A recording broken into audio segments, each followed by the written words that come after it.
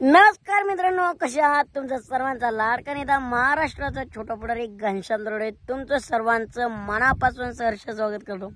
काय झालं मित्रांनो, 3-4 महिने झाले शिट्टी वाजली रे शो चालू आहे, स्टार प्रवाहाला त्याने दगदग धावपळ चालू आहे रोज। आणि त्यामुळे कसे आज म्हणलं जरा रिलॅक्स राहूया आणि शेतात फेरफटका मारूया। आणि दुसरी गोष्ट म्हणजे असते की कुणाकडं नेत्यांकडे पैशाने भरलेल्या बॅग सापडतात, कुठल्या तरी नेत्याकडे डाळ इतकी दिलेली भाजी सापडते, पण मात्र शेतकऱ्याकडे बघितलं का अस्सल सोनं सापडते। या निसर्गाच्या वातावरणात एकदा आलं की असं दिल खुश होते की काय जिंदगी राव, अस्सल शेतकरी राजा। वावर आहे तर पावर आहे, उगाच कुणीतरी म्हटलेलं नाही। आणि दुसरी महत्वाची गोष्ट म्हणजे बऱ्याच दिवसातून ज्यांची आपण प्रतीक्षा करत होतो, बरेच दिवस झालं किती व्यक्ती आपल्या युट्यूब चॅनलवरती व्हिडिओवरती येतच नव्हती, त्या म्हणजे आमच्या मातोश्री। तर विषय असं झालं तर थोडंसं त्यांचंही दुखत होतं, तब्येत डाऊन होत होती, त्यामुळे म्हणलं नको चला।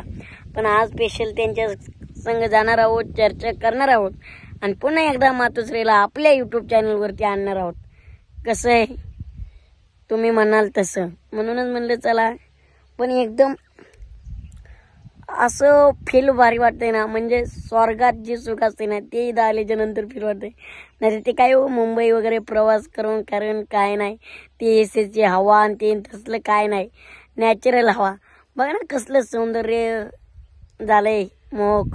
आणि निसर्ग राजा विभागा वातावरण कसं आहे, हा उगाच नाही मला गाव सुट्ट ना।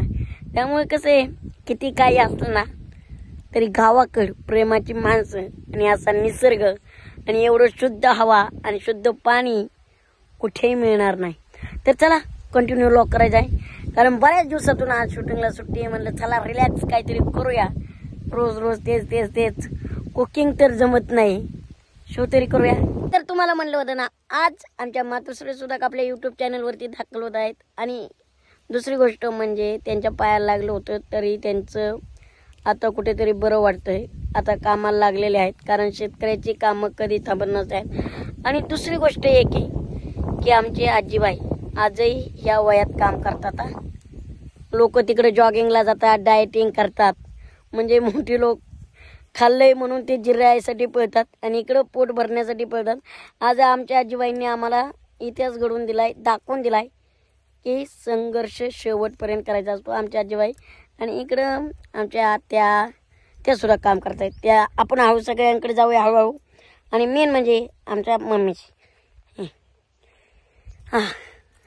तर कसं आहे बघा, अजून पायाची पट्टी काढलेलीच नाही, पण चला बाबा तिला म्हणलं जाऊ नको, पण कशाचं काय राहत नाही। काय झालं, पायाचं ऑपरेशन झालं आणि त्याच्यात परत काय काय झालं मम्मी, म्हणजे मला सांगायला आहे ना लई कसतरी वाटतं बाबा, मी लई परत ऑपरेशन झालेलं आहे, त्याला थोडी शिफ्टिंग झाली होती। हा मी बघितलं होतं, देवाचं बिन ती बी आता घेतलंय आम्ही हे करून, ते ठीक आहे। पण दुसरी गोष्ट म्हणजे कसं आहे, आज मुद्दाम मी सांगितलं काही नेत्यांकडे पैशाची भरलेल्या बॅगा सापडतात, काही लोकांना इतकं जेवण दिलं म्हणून बॉक्सिंग मारले जातात। पण आज शेतकऱ्याची परिस्थिती बघितली का, मेघराजाची परिस्थिती बघितली का, पाऊस जास्त झाला तरी शेतकरी मरतोय, कमी झाला तरी मरतोय। आणि ज्याच्या निसर्गाच्या तावडीतून पीक आणलं की शेतकऱ्याच्या पिकाला भाव राहत नाही। काय केलं पाहिजे शेतकऱ्यांनी?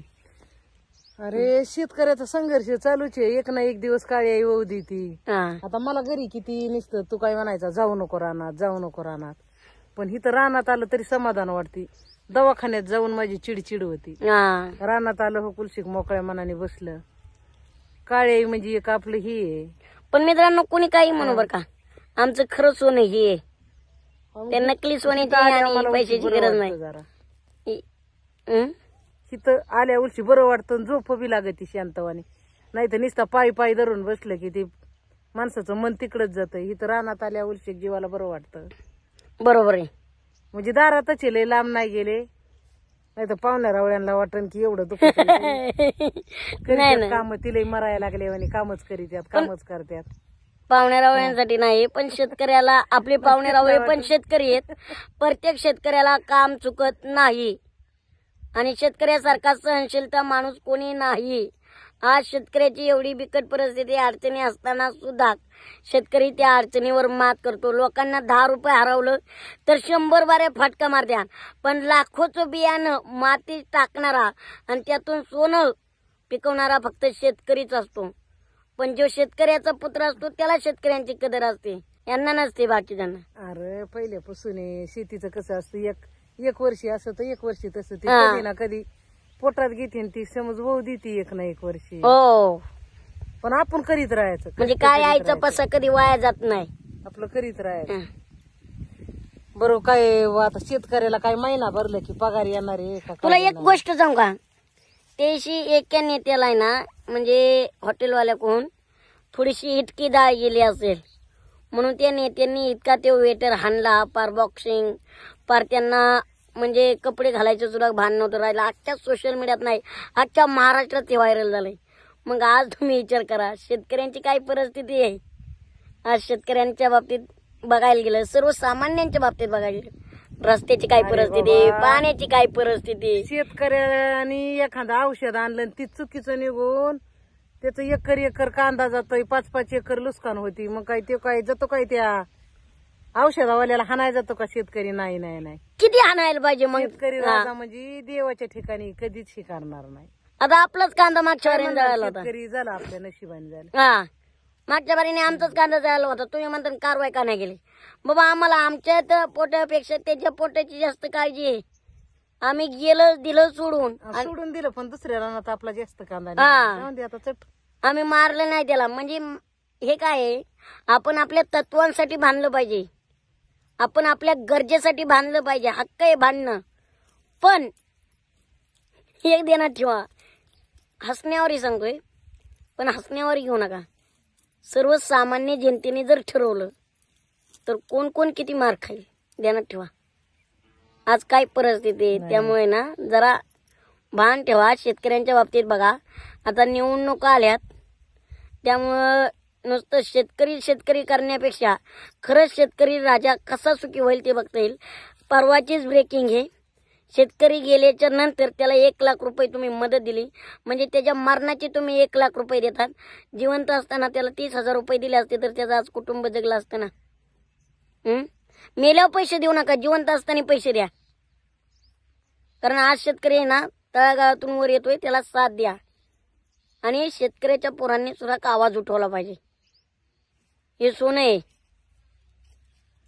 व्हिडिओ आवडला तर लाईक करा, पटलं तर शेअर करा, अन्यथा सबस्क्राईब सुद्धा करू नका. हा व्हिडिओ खास शेतकऱ्यांसाठी.